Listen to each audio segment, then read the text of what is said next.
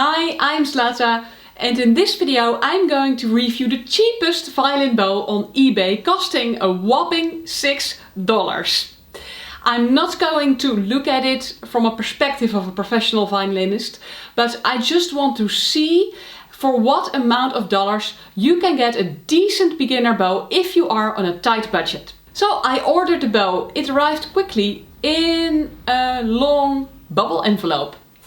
Resulting, the bow looked like this, broken in two. I contacted the seller and they sent me a new bow that looked like this. And was packed in a bit of carton. So I contacted them again and voila, we have the $6 bow. And I just want to say that I really appreciate the seller for responding to my messages and sending the new bows, but they really should do something about their packaging. Now here's what the seller has to say about this bow. Do you need a top level violin bow to match with your beloved violin? Our high quality arbor violin bow will come up to your standard. This 4/4 size high quality arbor violin bow introduced here is made of arbor, again, with high flexibility and selected high grade Mongolian whitehair. Well, I pay around 70 euros to rehair my violin bow with Mongolian whitehair, and it's included right here. Delivering bright sound and soft on fingers. Nice. Pure handmade. Oh, very strong and stable. This bow has good stiffness, easy control and accurate response. Moreover, the black handle, not a frog, a handle, offers you smooth hand feel. Fit for professional players to use. Ooh, it's worth ordering. I spent way too much on my bow. Well then, how does it look? Well, we have the black handle here, which is plastic and not really smooth. There is a gap between the stick and this frog that's really uncomfortable. The wood arbor, yeah, it's not really kind of wood that you would use typically for a violin bow. And yeah, the stick is not really equal. Certainly at the tip you can see that it's a bit wonky. And well, let's see if it's straight. Well, I see that it has this curve like this, so it's not straight. So how do you want to bow straight with that? And I highly doubt this is horsehair, but I can't really confirm it. Only by playing with it and seeing how it responds. What you do see is that the hair is a bit thin here in the middle, so it's not thick.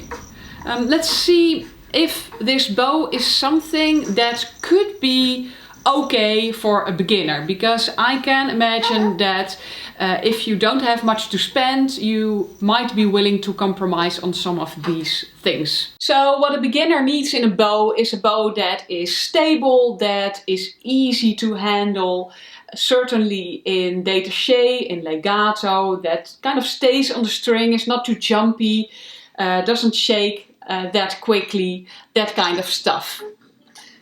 And let's play a typical beginner piece.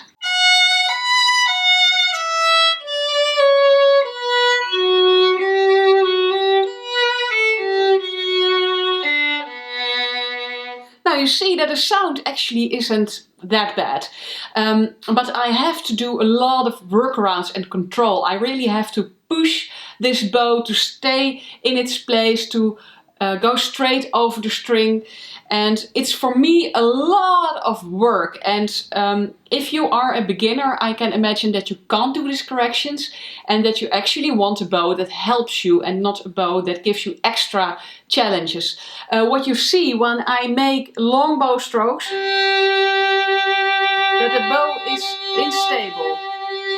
Maybe from this side. I can easily push the wood to the hair, and then you can't put weight in your bow in the string to create a full tone, because then you're actually bowing with the stick itself.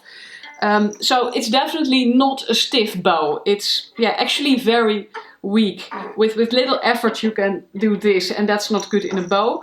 Then because it's not straight, it's really hard to bow straight with this bow. You have to make a lot of corrections. My conclusion is that this bow is going to make your life as a beginning violinist quite difficult actually. So now you might be wondering, what should you spend if you're on a tight budget and you want a decent beginner bow. That's something I researched for my ultimate guide to buying a violin bow that reviews bow from $29 up to $8,000 and everything in between. I'll link to that free guide. And I found out that the Infante carbon bow of $29 on eBay, and I think that's something a lot of people can spend on a bow.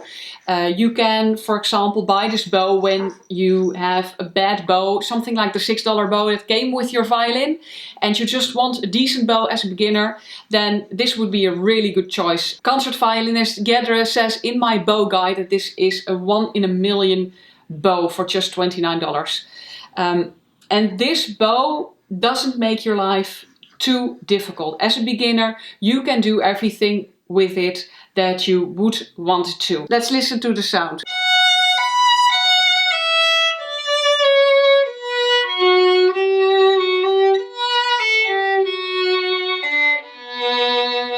You instantly notice that the sound is nice, full and bright. Of course, it's not comparable to a much more expensive bow, but that's not why you are watching this video probably. And it doesn't make it more difficult for me. It's straight, it's stiff enough, you can easily play détaché and legato with this bow. Now let's say you go into a little jumping, then let's see how the $6 bow behaves.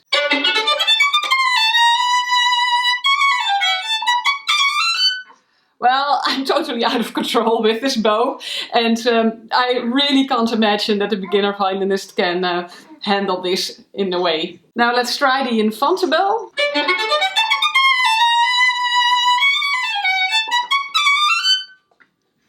Well, it's hard with this bow as well, but I'm not completely out of control.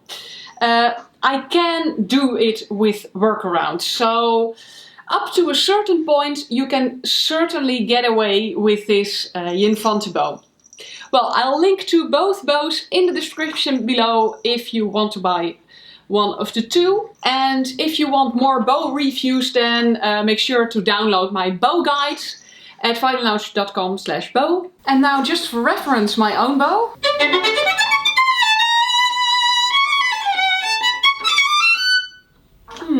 So let me know in the comments what you think about this $6 bow. Is it a bow that you would buy, or would you go for the $29 Infante bow, or maybe a more expensive bow? What might be also a very interesting option for you is the Fiddlerman Weave bow. That's just below $100.